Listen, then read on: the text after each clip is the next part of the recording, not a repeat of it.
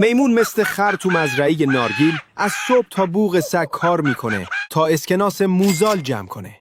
موزال در واقع واحد پولشونه که بعداً داستانش رو براتون تعریف میکنم.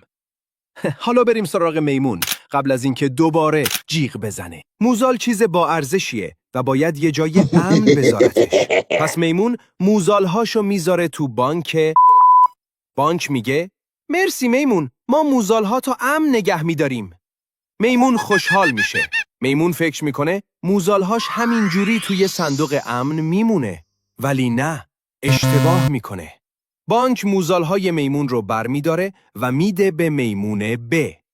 میمون ب میگه من یه خونه موزی میخوام.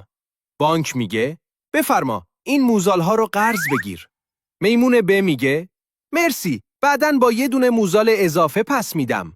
اون موزال اضافه همون بهره است. میمون الف موزالهاشو پسنداز کرده. میمون ب موزال قرض گرفته.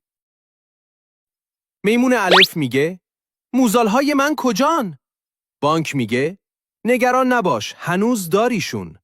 میمون یکم هنگ میکنه، ولی خب اوکیه. تا وقتی موزالها برگردن بانک به چوخ نمیره. ولی اگه همه بیان همزمان موزالهاشونو بخوان و بانک نتونه پس بده، اون وقت بانک میمونا دود میشه میره هوا و کل جزیره میمونا هم باهاش میسوزه.